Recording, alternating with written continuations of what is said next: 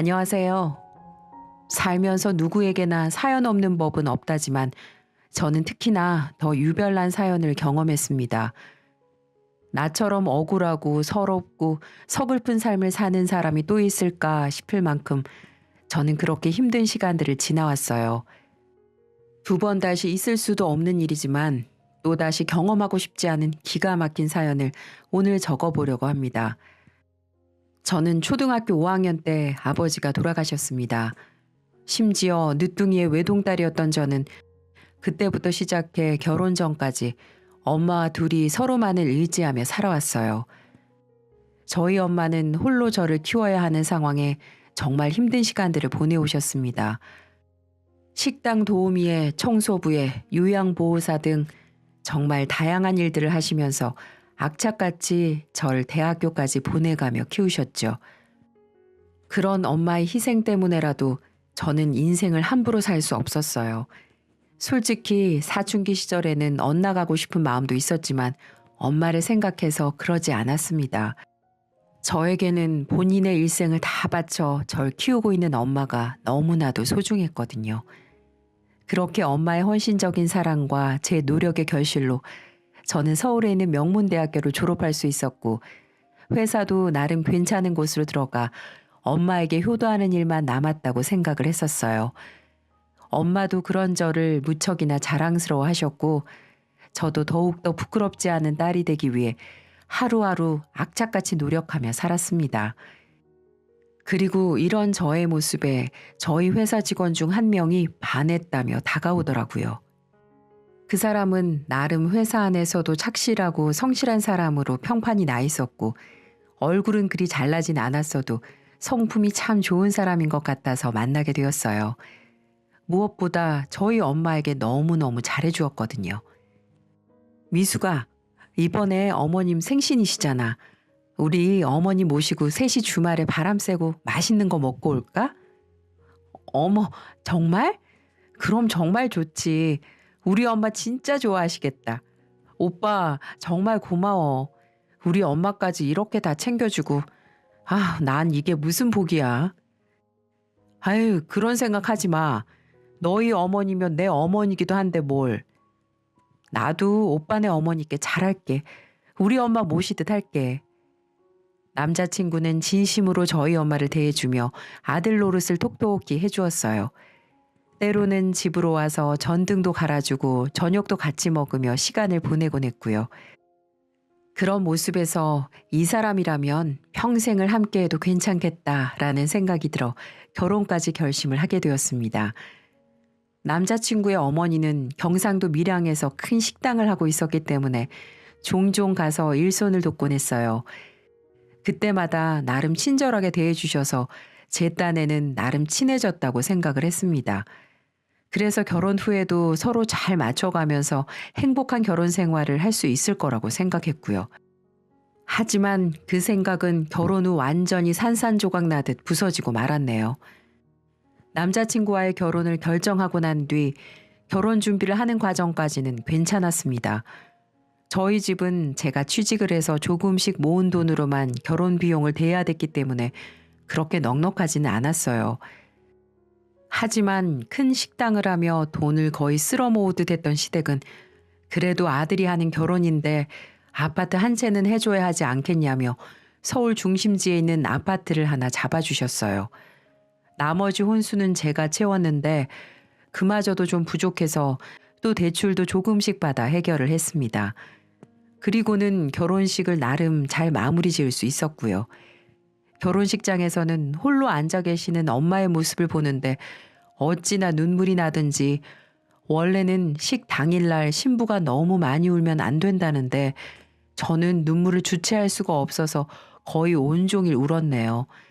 물론 저희 엄마도 울지 말라면서 본인이 같이 우시기도 했죠. 그런데 그 상황에서 제가 울었던 건 결코 슬퍼서가 아니었어요. 그동안 고생한 우리 엄마에게 좋은 모습, 예쁜 모습을 보여드리는 게 좋았고 이럴 때 아빠가 같이 계셨다면 더 좋았을 텐데 하는 아쉬움의 눈물이었죠. 많은 눈물을 흘리긴 했어도 웃으면서 식을 마무리했습니다. 그리고 그날 곧장 신혼여행을 떠났고 저의 불행은 그때부터 시작이었어요. 저희는 신혼여행지에 도착하자마자 양가 부모님께 전화를 드렸고 홀로 계시는 엄마에게 먼저 전화를 드린 뒤에 시댁에다가 전화를 넣었네요. 그런데 그때 시어머니께서 다짜고짜 전화를 통해 하시는 말씀으로 인해 저는 기분이 쎄할 수밖에 없었습니다. 어머니, 저희 여행지 잘 도착했다고 말씀드리려고 전화드렸어요. 그래? 잘 도착했다니 다행이구나. 네 어머니께도 전화 얼른 드리렴. 저희 엄마께는 먼저 연락드렸어요. 잘 도착했다고 하니까 다행이라고 똑같이 말씀해 주시더라고요. 아가, 너는 기본적인 예의라는 게 참 없구나. 네? 그게 갑자기 무슨 말씀이세요? 옛날부터 전화를 시댁부터 돌리지 누가 친정부터 돌린다니? 벌써부터 친정 그늘에 가려져서는 엄마부터 찾고 그럼 안 되는 거야. 아, 그게 아니고요, 어머니. 집에 혼자서 엄마가 많이 궁금해 하실까 봐 얼른 전화 드린다는 게 죄송합니다. 죄송한 거 알면 됐다. 다음부턴 그러지 마. 그리고 너는 그게 또 무슨 경우니? 결혼식에서 그렇게 우는 신부가 세상 천지 어디에 있어. 아주 그냥 내가 민망해서 혼났다. 무슨 수도꼭지를 눈에다가 박은 것도 아니고 울긴 왜 우니? 우리 아들이 너 잡아먹기라도 한다니? 아니면 팔려오기라도 했어? 어머니는 시댁에 먼저 연락하지 않은 것과 식장에서 울었다는 것으로 신혼여행 첫날부터 타박을 주셨어요. 하지만 그건 제가 생각해도 좀 잘못한 부분이 있는 것 같아서 수긍하고 받아들였죠. 물론 시댁에 먼저 꼭 전화를 해야 하는 건 아니지만 그런 것으로 서운하실 수도 있다고 생각하니까 다음부터는 조심해야 한다는 생각으로 결론 지었죠. 하지만 그걸로 끝이 아니었습니다. 이번에는 신혼여행 다음 날 전화를 하셔서 다짜고짜 황당한 소리를 뱉어내시더군요. 예, 우리 아들 일어났니? 네? 아, 네, 일어났죠, 어머니. 우리 아들 아침에 샤워할 수 있게 욕조에 물 좀 받아 놔. 아침부터 안 씻고 가면 하루 종일 정신 못 차리니까 그런 건 이제 네가 알아서 챙겨. 우리의 생활에 지장 안 가게. 네? 이미 씻긴 했는데 앞으로는 챙겨볼게요, 어머님. 저는 그 말을 듣고 너무나 황당했지만 아내로서 또 남편 내조를 잘하는 것도 필요하다고 생각해 넘어갔어요. 하지만 해도 어머니는 너무 심하셨습니다. 신혼여행 내내 전화를 하루에 5번, 6번 하시면서 저희 일에 간섭을 하셨거든요. 그리고 그건 시작에 불과했고요. 어머니는 시도 때도 없이 서울에서 바쁘게 일하고 있는 저에게 전화를 하셔서는 얼토당토하는 일들을 막 시키셨어요. 예, 너네 회사에 연가라고 쓸 수 있는 게 있다며? 명색이 너 들어오고 첫 제사인데 미리 와서 장 보고 같이 준비해야 하지 않겠어? 금요일에 제사니까 전날 미리 와라. 네? 아우, 어머니, 남편한테 듣긴 했는데 금요일 저녁에 하신다고 하셔서 저도 첫 제사라 금요일만 연차 내고 가려고 했거든요. 목요일은 도저히 뺄 수가 없어서. 아니면 목요일에 일 끝나자마자 바로 내려가도 될까요? 얘가, 넌 애가 왜 그렇게 경우가 없니? 첫 제사인데 당연히 미리 와서 준비해야 하는 거 아니야? 너네 결혼할 때 내가 그 큰 돈 들여가면서 집장만까지 해줬으면 그 값을 해야 할 것 아냐? 도대체 집을 해준 것과 이틀 전부터 내려가서 제사를 준비하는 게 무슨 연관이 있는지 모르겠지만 시어머니는 정말 말도 안 되는 억지로 그 하루 전날부터 일찍 와서 제사를 준비하게 하셨어요. 그리고 거기에서도 어머니의 말도 안 되는 요구는 그치지 않았습니다. 저는 결국 목요일에 둘 다 일을 뺄 수 없어 남편만 일을 나가고 저는 목요일까지 빼고는 홀로 밀양으로 갔습니다. 그리고 도착하자마자 장부터 보러 간 자리에서 어머니는 모든 제사 재료 비용을 저에게 대라고 하셨어요. 이유는 별거 없었습니다. 이미 우리 아파트를 살 때 돈을 너무 많이 썼다는 거였죠. 그리고 또 하나의 이유가 있었어요. 네가 들어올 때 혼수를 뭐 제대로 한 게 있니? 그저 몸만 들어온 수준으로 이 집에 얹혀 들어왔으면 알아서 네 위치 찾아서 할 거 하란 말이야. 어떻게 넌 염치가 없어도 그렇게 없니? 없는 집 자식 데려다가 부잣집 며느리 만들어줬으면 그에 대한 보답을 하란 말이야. 이 이야기를 듣고 경악할 수밖에 없었어요. 시어머니께서 저를 이렇게밖에 생각하지 않았다는 것에 대한 충격과 돈으로 사람을 취급한다는 게 너무나도 경악스러웠습니다. 하지만 돈 없는 게 죄라는 생각으로 살고 있었던 당시의 저는 역시나 아무 말도 하지 못하고 그대로 하라는 대로 할 수밖에 없었어요. 그날 제사를 준비하면서도 힘든 일은 오로지 다 저의 몫이었고요. 전을 부치는 것부터 시작해서 각종 제사상에 올리는 음식들을 어머니 지시 아래서 저 혼자 다 만들어야 했어요. 그리고는 나중에 하시는 소리가 딱 한마디였습니다. 저렇게 멍청해서 어디다 써먹을 거원? 에휴. 제사상을 차리는 건 집마다 차이가 있었고 저희 집은 아주 간단하게만 차려서 했었기 때문에 제 인생을 통틀어 그렇게 큰 제사상을 차려본 건 처음이었어요. 게다가 전을 부치는 방법이라든지 종류라든지 다른 것들이 너무 많았기 때문에 헤맬 수밖에 없었는데 그걸 보고는 저렇게 말씀을 하신 거였습니다. 결혼 전에는 느끼지도 못했던 어머니의 홀대에 저는 너무 당황스럽고 힘들었어요. 그때마다 남편이 옆에서 제 편을 들어주긴 했지만 오히려 그건 더욱더 어머니를 화나게 만드는 역효과를 만들어낼 뿐이었습니다.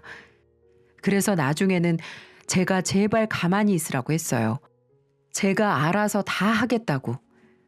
그 세월이 언 5년이었고 저는 주말이면 시댁으로 가서 식당 일을 도와야 했어요. 그마저도 임신했을 때는 조심해야 하는 시기에만 잠깐 안 가고 안정기에 접어들자마자 어떻게 귀신같이 아셔서는 미련하고 게을러 터져서는 일 안 하려고 꼼수 부린다는 소리를 하시기에 곧장 내려가서 일을 도왔습니다. 저는 시댁과 함께하는 하루하루가 너무 지옥 같았어요. 늘 하시는 말씀은 돈이 없어서 못 배운 티 낸다는 둥, 좋은 대학은 폼으로 달고 있는 거냐는 둥, 모욕적인 말씀을 서슴지 않으셨거든요. 그렇게 5년을 꼼짝없이 시댁의 종처럼 살았네요. 그 중에서도 가장 서러웠던 순간은 남편의 여동생이 결혼을 한 후 임신을 했을 때였습니다. 그 당시에는 저도 둘째를 임신해서 아직 3살도 안 된 첫째와 함께 둘째의 태교를 하고 있을 때였어요. 겹경사로 같은 해 시누이가 임신을 하게 되면서 그 시누이가 시댁에 들어와 지낸 적이 있었거든요. 저는 그때도 시댁 식당의 일을 도와드리고 있었어요. 그런데 갑자기 시어머니가 저에게 다가와 말씀을 하시더라고요. 예, 우리 애가 지금 포도가 먹고 싶다니까 저 시장 가서 포도 좀 사와. 그냥 포도도 아니고 우리 애가 잘 가는 과일집 있으니까 거기 걸로 꼭 사와야 돼. 네? 어머니, 저도 지금 태교하고 있는데 점점 몸이 무거워져서 힘든데 이따가 남편 오면 남편한테 시키면 안 될까요? 저는 어머니의 황당한 요구를 그대로 받아들이기 힘들어 잠깐 일 보러 나가 남편에게 부탁하면 안 되냐고 반항 아닌 반항을 했습니다. 뭐야? 아니, 일주일 내내 밖에서 힘들게 일하는 내 새끼를 또 심부름 시키자고? 너는 지금 그게 아내 된 사람이 할 소리냐? 네 몸이 무거우면 얼마나 무겁다고. 나는 네 남편이랑 우리 딸 둘 다 업어가면서 일 다 하고 그랬어. 역시 어머니는 오로지 본인 자식들만 중요한 분이셨습니다. 며느리가 힘든 건 전혀 느끼지도 않는 분이셨죠. 저는 너무 서러웠지만 그 서름을 꾹 참고 시키는 대로 했습니다. 제가 여기에서 싸우거나 나쁜 마음을 먹어버리면 뱃속에 있는 아기에게 안 좋을 것 같았거든요. 결국 저는 당겨오는 배를 부여잡고 시장에 있는 한 과일집까지 걸어가 포도를 사왔어요. 그리고 저도 개운한 게 당기던 참이라 포도가 먹고 싶어 들어가서 같이 먹어야겠다 싶었는데 우리 시어머니는 딱 한 송이만 씻어다가 제 딸 앞으로만 가져다 주시더라고요. 그때 알았습니다. 저는 이 집 식구가 아닌 그냥 돈 없이 쓰는 도우미일 뿐이었다고요. 그날만큼은 너무나도 서러워서 집으로 돌아가는 길에 펑펑 울었습니다.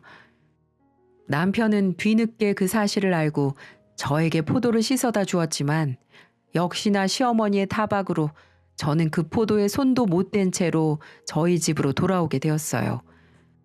그러던 와중 저에게 더 큰 불행이 찾아왔습니다. 그나마 가까이 살던 엄마는 늘 평일에 일이 끝나고 찾아가 제가 받은 서름을 위로받고 왔기 때문에 그날도 저는 친정으로 가고 있었어요. 그런데 엄마에게 전화가 왔고 집이 아닌 한 대학병원으로 오라는 소식을 들었습니다. 그때 너무나도 충격적인 소식을 듣게 되었어요.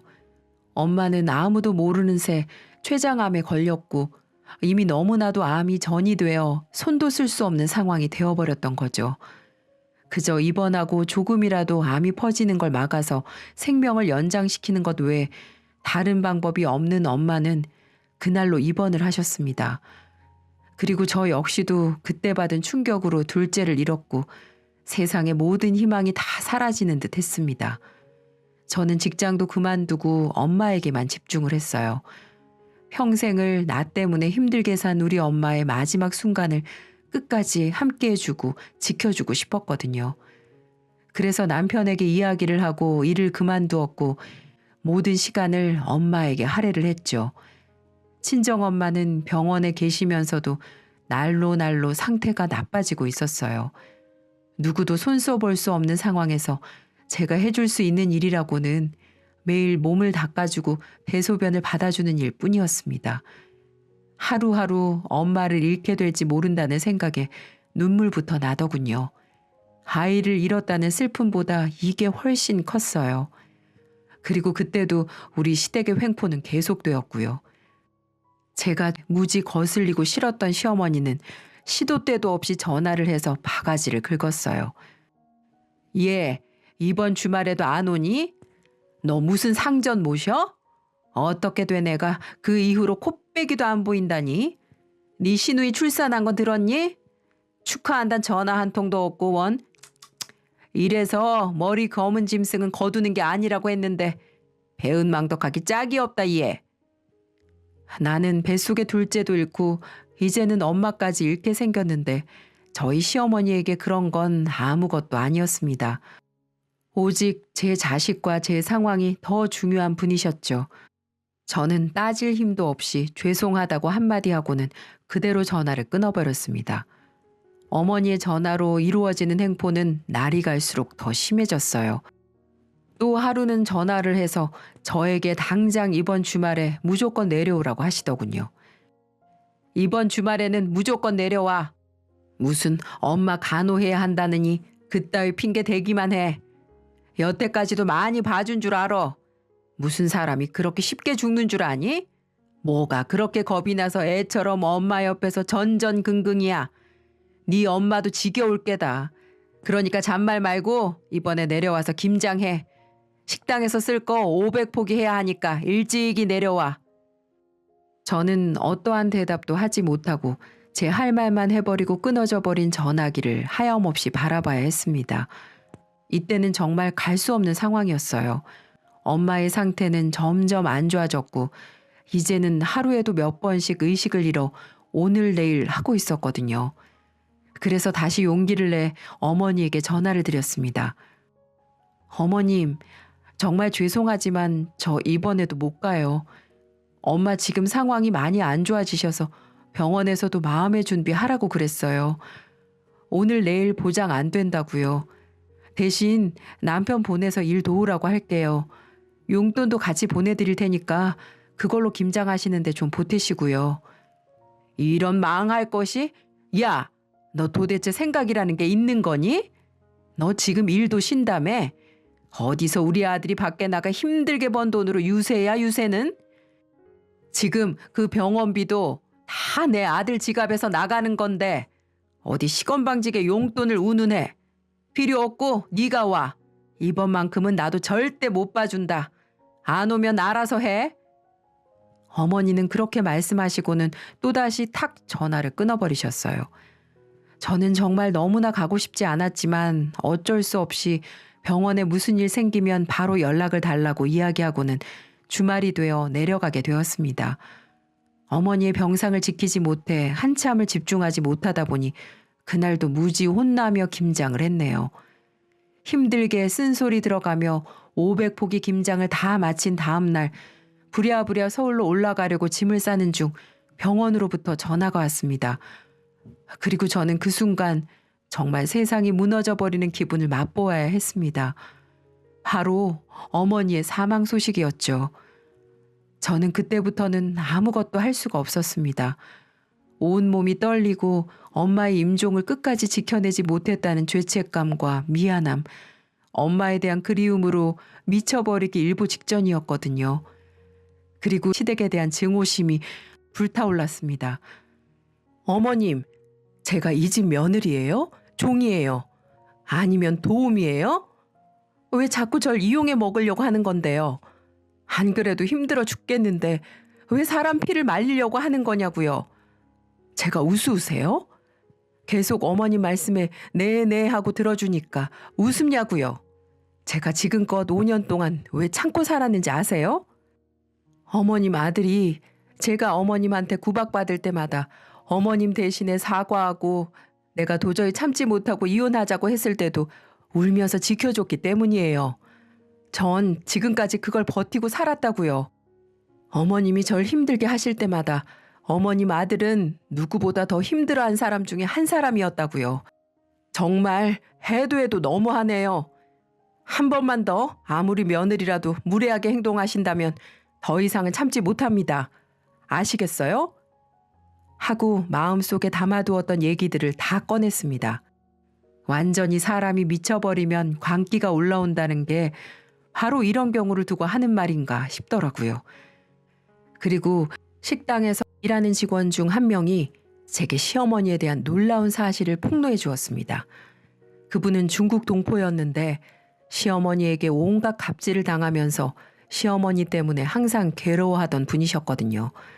그분은 식당에서 저와 사적인 얘기까지 할 정도로 평소에 친분이 있는 분이었고 이번에 제가 힘든 일 당한 걸 말을 해주는 상황이 있었는데 제 얘기를 들은 그분이 한참 망설이다가 시모에 대한 더러운 사생활을 말을 해주더군요. 그분의 말은 정말 충격적이었어요. 들은 얘기로는 시모는 시아버지 몰래 식당 주방장과 외도를 하고 있다는 겁니다. 같이 일하는 직원들은 자주 그 모습을 봤기 때문에 다들 어느 정도 눈치채고 있었고 모두들 쉬쉬하고 있는 정도라고 했어요. 시아버지는 식당 말고도 다른 일을 하고 있었기 때문에 알지 못하는 것 같았고요. 그래서 전 제 눈으로 보지 않고는 믿지 못할 것 같아서 정말 그 말이 사실인지 알아보기로 했습니다. 그래서 시모에게 마트에 장을 보러 갔다 온다고 말을 하고 시어머니의 차를 빌리게 됐죠. 그 이유는 바로 하나였어요. 차 블랙박스에 혹시라도 주방장과의 외도 흔적이 있을지 알아보기 위함이었죠. 그렇게 한참을 돌려보게 되었는데 역시나였습니다. 시어머니는 5살이나 젊은 주방장과 온갖 애정 행각을 하고 있었어요. 서로 팔짱을 끼고 뽀뽀를 하고 음식을 먹여주고 20, 30대 남녀가 하는 짓거리를 다 늙어서 하고 있었던 거죠. 더 심한 행동들을 하는 모습도 있었고요. 주방장은 어머니와 오랫동안 일을 하면서 서로 정이 쌓여 둘이 넘지 말아야 할 선을 넘어버린 것 같았어요. 전 곧바로 그 영상을 따서 USB에 저장을 했습니다. 저는 그 증거 영상들을 남편에게 모든 걸 다 보여주었습니다. 남편은 이 영상을 보자마자 완전히 분노에 정신을 잃기 직전이었어요. 이게 뭐야? 이게 정말 우리 엄마란 말이야? 확실해? 맞아. 당신 엄마야. 말도 안 돼. 어딨어? 이 둘 지금 어디 있냐고. 식당에 있을 거야. 지금 내가 바로 보고 온 거니까. 남편은 이 이야기를 듣자마자 곧바로 식당으로 달려갔습니다. 그리고 두 남녀에게 다가가 호수를 켜 물을 뿌려버렸어요. 정말 눈 깜짝할 사이에 벌어진 일에 저도 그들도 다 놀라고 말았습니다. 엄마, 어떻게 이러실 수가 있어요? 어떻게? 노망이 나도 단단히 나신 거예요? 아버지를 두고 어떻게? 그리고는 놀라서 아무것도 못하고 있는 시어머니를 제쳐두고 좀 전까지 상대였던 주방장에게로 가서 주먹을 날렸습니다. 그렇게 한참을 패고 난 뒤에도 남편은 분이 가시지 않은 상황에서 곧장 시아버지에게로 갔어요. 저희 시아버지는 어머니와는 전혀 다른 성격으로 착해 빠져서 늘 어머니 아래에서 휘둘리며 사신 분이셨거든요. 그런데 아들이 믿을 수 없는 소리를 하자 그때 아버님도 그동안의 어머니 횡포들에 대해 외도까지 참을 수 있는 한계선을 넘어버리셨는지 식당으로 가셔서는 온갖 식당의 물품들을 다 던져버리시고 한마디 하셨습니다. 이 미친, 내가 당신한테 그동안 당하고 산 게 얼만데 뒤통수를 이따위로 쳐? 이 더러운 여편네 같으니라고. 다시는 내 눈앞에 나타나지 마. 다시는. 어디 붙어먹을 게 없어서. 아버님은 그날로 이제는 다시는 상종하고 싶지 않다며 집을 나가버리셨고 현재 시어머니에게 이혼을 요구하고 계세요. 그리고 시어머니는 그 뒤로 그 끔찍하게 여기던 아들에게 잘못했다며 매일매일 빌며 살아가고 계시고요.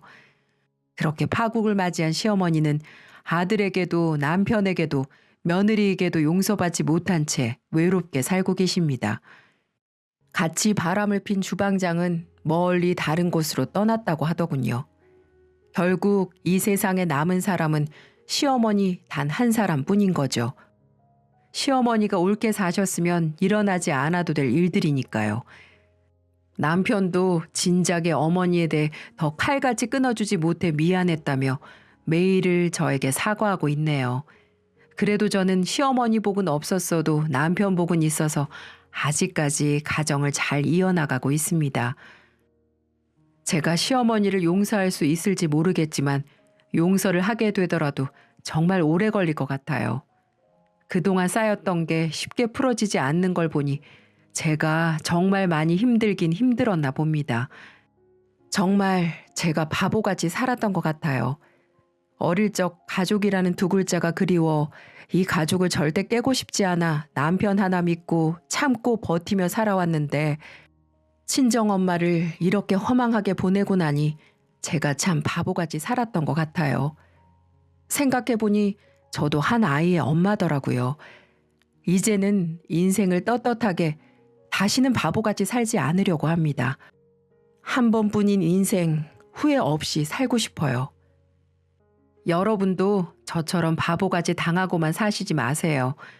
이번에 저도 정신 차리면서 왜 그렇게 주눅 들어 살았나 싶더라고요. 그러니까 여러분들 부디 당당하게 사시고요. 감사합니다.